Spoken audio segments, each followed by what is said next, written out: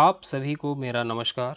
मैं विनय कुमार मिश्र, प्रवक्ता डैट फतेहपुर, आज आपके लिए एक बहुत ही महत्वपूर्ण शीर्षक लेकर के आया हूँ, जिसका नाम है कविता शिक्षण। यह कविता शिक्षण सभी सेमेस्टरों के लिए समान रूप से उपयोगी है। आज हम इसमें यह जानेंगे कि कविता शिक्षण क्या है, कविता क्या है, कविता शिक्षण का उद्देश्य क्या है, उससे संबंधित लर्निंग आउटकम कौन कौन से हैं और कविता शिक्षण की प्रमुख और महत्वपूर्ण विधियां कौन सी हैं। चलिए हम इस वीडियो को प्रारंभ करते हैं। तो सबसे पहले हम देखेंगे कि प्रारंभिक कक्षाओं में कविता शिक्षण के उद्देश्य और उनसे संबंधित लर्निंग आउटकम। सबसे पहला उद्देश्य है सुर, लय, ताल एवं उतार चढ़ाव के साथ कविता का वाचन या पाठ करना, बच्चों की कल्पनाशीलता को बढ़ाना, काव्य रचना के लिए बच्चों को प्रेरित करना, प्रोत्साहित करना, लोक कल्याणकारी चरित्र निर्माण की उन्हें प्रेरणा देना, कवि के भाव एवं विचारों के साथ तादात्म्य स्थापित करके आनंद की अनुभूति करना, सौंदर्य की परख करने की योग्यता बच्चों में विकसित करना, साहित्य में बच्चों की रुचि को उत्पन्न करना, शुद्ध वाचन हेतु उन्हें प्रेरित करना, स्मृति एवं बोध क्षमता का विकास करना, स्थायी भावों को उनके अंदर जागृत करना तथा भावानुरूप काव्य की अभिव्यक्ति को करना हमारे इस कविता शिक्षण का महत्वपूर्ण उद्देश्य है। लर्निंग आउटकम में प्रशिक्षु हाव भाव के साथ कविता को पढ़ सकते हैं, कविता किसे कहते हैं को समझ सकते हैं, कविता शिक्षण की विधियों का प्रयोग करके बच्चे हमारे प्रशिक्षु अध्यापन कार्य कर लेते हैं। तो हम प्रारंभ करते हैं कि कविता क्या है या कविता किसे कहते हैं। कविता मानवीय भावों की सहज अभिव्यक्ति है। यह युग सत्य को तो परिभाषित करती ही है, साथ ही समाज को एक नई दिशा भी प्रदान करती है। कविता मानवीय गुणों का परिष्कार भी करती है। तो चलिए हम यह देखें कि हमारे महर्षियों ने, हमारे विद्वानों ने, हमारे काव्य शास्त्रियों ने, हमारे साहित्यकारों ने कविता को किस रूप में परिभाषित किया है। भामह कहते हैं शब्दार्थो सहितम काव्यम, अर्थात शब्द और अर्थ सहित जो है वह क्या है, काव्य है। विश्वनाथ जी कहते हैं वाक्यम रसात्मकम काव्यम, अर्थात रसात्मक वाक्य ही काव्य है। पंडित राज जगन्नाथ जी कहते हैं रमणीयार्थ प्रतिपादकः शब्दः काव्यम, अर्थात रमणीय अर्थ प्रदान करने वाले शब्द ही काव्य हैं। रमणीय से तात्पर्य है क्षणे क्षणे यन्नवतामुपति तदैव रूपम रमणीयतायाः, अर्थात जो क्षण क्षण नवीन दिखाई दे, परिवर्तित दिखाई दे, वही रमणीय है। आचार्य रामचंद्र शुक्ल कविता क्या है नामक निबंध में लिखते हैं, जिस प्रकार आत्मा की मुक्तावस्था ज्ञान दशा कहलाती है, उसी प्रकार हृदय की यह मुक्तावस्था रस दशा कहलाती है। हृदय की इसी मुक्ति की साधना के लिए मनुष्य की वाणी जो विधान करती आई है उसे कविता कहते हैं। आगे वह इसी में कहते हैं कविता ही मनुष्य के हृदय को स्वार्थ संबंधों के संकुचित मंडल से ऊपर उठाकर लोक सामान्य भावभूमि पर ले जाती है। सुमित्रानंदन पंत जी कहते हैं कि कविता हमारे परिपूर्ण क्षणों की वाणी है। पाश्चात्य विद्वान कालरिज के अनुसार best words in the best orders, अर्थात जो सर्वोत्तम शब्द हैं वह यदि सर्वोत्तम क्रम में रखे जाएं तो वह कविता हो जाती है। और इसी प्रकार से भारतीय काव्य शास्त्र में भी औचित्य संप्रदाय आया कि जिसका औचित्य हो वह रखा जाए और जिसका औचित्य ना हो, जो उपयुक्त ना हो, वह काव्य में ना रखा जाए। विलियम वर्ड्सवर्थ कहते हैं, poetry is spontaneous overflow of powerful feeling and emotions recollected in tranquillity, अर्थात कविता शांति में याद की गई शक्तिशाली भावनाओं की सहज और स्वाभाविक अभिव्यक्ति है। इस प्रकार हम देखते हैं कि कविता शब्दों, वाक्यों, रसों एवं विचारों तथा भावनाओं का व्यवस्थित समन्वय है। यह रमणीय तथा हृदय को आनंद प्रदान करने वाली होती है। साथ ही यह हृदय को विभिन्न संवेगों से जोड़ती है, जिसमें हर्ष, विषाद आदि हैं। यह सभ्यता, संस्कृति तथा सृष्टि का प्रसार करती है। मार्मिकता, मनुष्यता, सौंदर्य इसके विशेष गुण हैं। भावना और कल्पना तो इसका मूलाधार है। इसमें रस, छंद, अलंकार और विचारों की भूमिका महत्वपूर्ण है।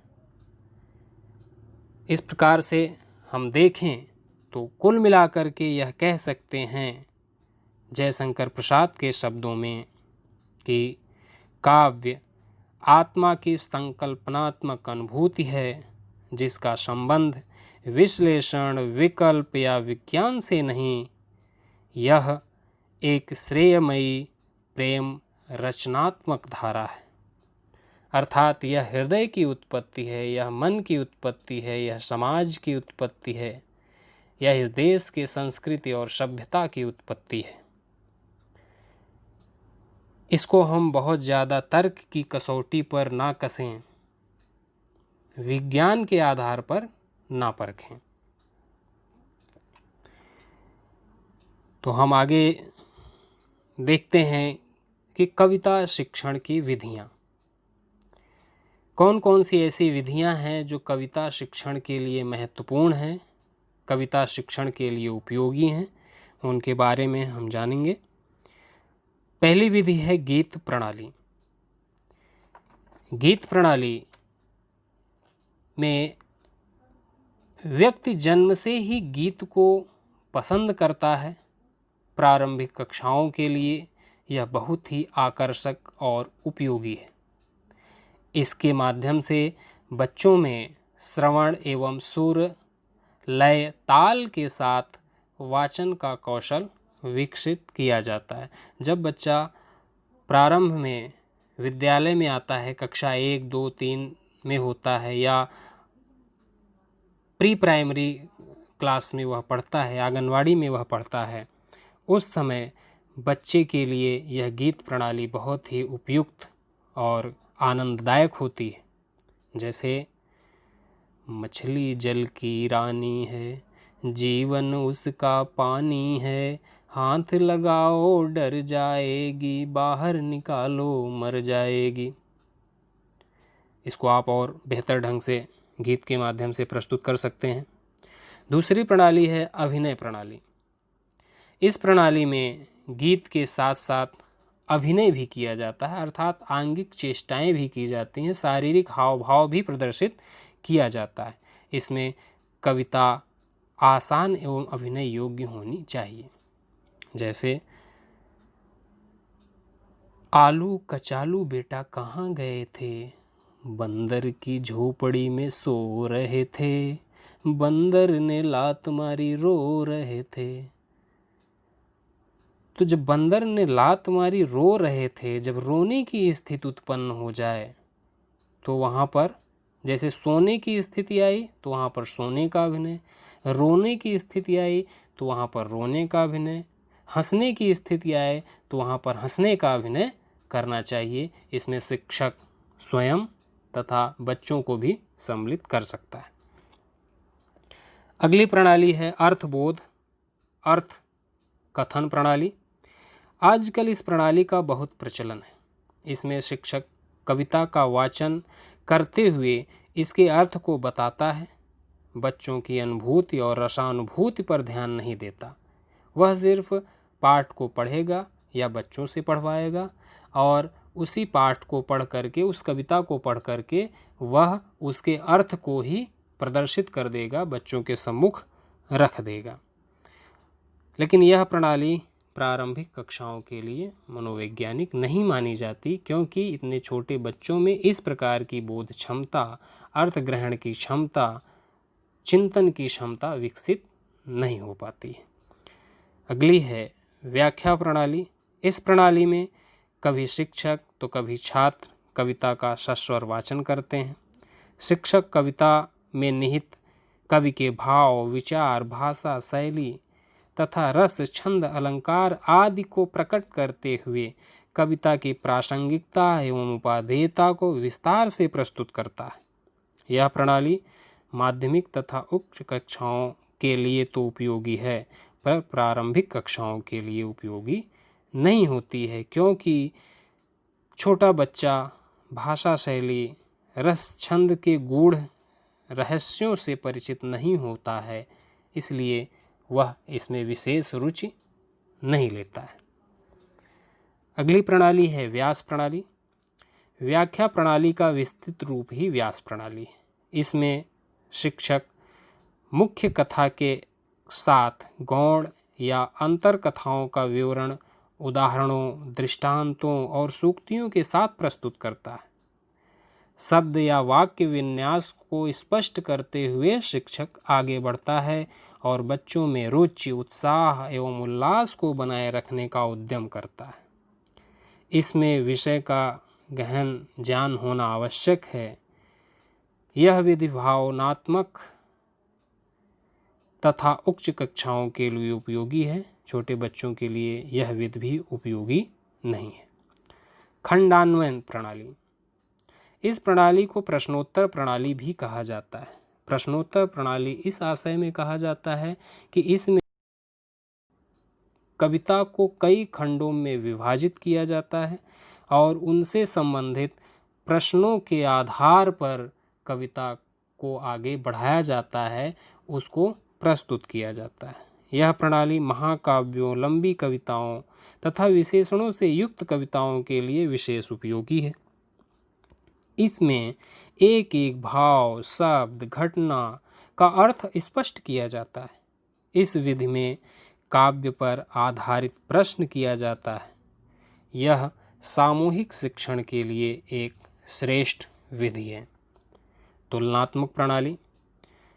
इस विधि में शिक्षक पाठ या कविता की तुलना भाव, भाषा, रस, छंद, अलंकार, प्रसंग इत्यादि के आधार पर समभाषा अर्थात हिंदी भाषा की कविता है तो हिंदी भाषा की अन्य कविता से, या हिंदी भाषा की कविता है तो विषम भाषा अर्थात किसी अन्य भाषा जैसे मराठी, बंगाली, तमिल, तेलुगु, अंग्रेजी इत्यादि अन्य भाषाई कवियों की कविताओं से तुलना करके करता है, जिससे कविता का भावार्थ स्पष्ट किया जा सके।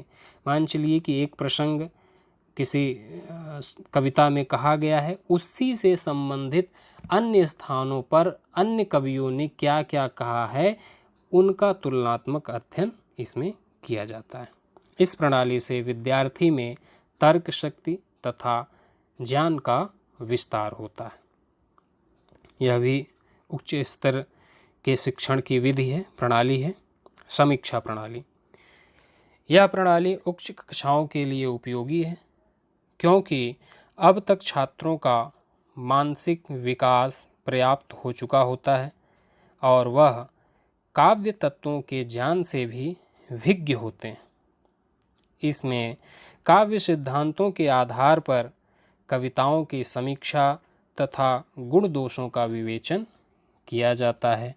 इस प्रणाली में शिक्षक केवल सहायक की भूमिका अदा करता है, इसमें छात्र स्वयं सक्रिय रहते हैं। यह प्रणाली ज़्यादातर शोध विषयों में अपनाई जाती है। शोधार्थी इस प्रणाली को अपनाता है, जिसमें जो उसका सुपरवाइज़र होता है, जो उसको शोध करवाने वाला व्यक्ति होता है, वह उसको मार्गदर्शन प्रदान करता है और शोधार्थी स्वयं लग करके किसी भी व्यक्ति के जीवन वृत्त, उसकी कविताओं का वह वर्तमान समय में उस समय जिस समय की वह कविता है से संबंधित उसकी समीक्षा करता है। रसास्वादन प्रणाली, इसमें शिक्षक अर्थानुभूति पर कम और रसानुभूति पर अधिक बल देता है, अर्थात रस की अनुभूति ज़्यादा कराने का उद्देश्य होता है। इसका मुख्य उद्देश्य कविता की व्याख्या करते हुए रस का आनंद प्रदान करना होता है। छोटे बच्चों के लिए यह विधि मनोरंजन का कार्य करती है, अर्थात उनको आनंद मिलना चाहिए, उनका मन लगा रहना चाहिए, उनमें रुचि उत्पन्न होनी चाहिए। तो इसी से संबंधित एक छोटी सी कविता लाठी लेकर भालू आया, हम लोग सुनते हैं। लाठी लेकर भालू आया, छम छम छम, डुक डुक डुक डुक डुक की बाजी धम धम धम। लाठी लेकर भालू आया, छम छम छम, डुक डुक डुक डुक डुक की बाजी धम धम धम। ढोल बजाता मेंढक आया, धम धम धम, कोयल नीली मीठी तान, ला ला ला ला। तो आज की क्लास ये यहीं पर समाप्त होती है और मुझे आशा है कि आप लोग अच्छे से कविता क्या है, कविता शिक्षण का उद्देश्य क्या है और इसकी कौन कौन सी विधियां हैं उसके बारे में बखूबी समझ गए होंगे। धन्यवाद।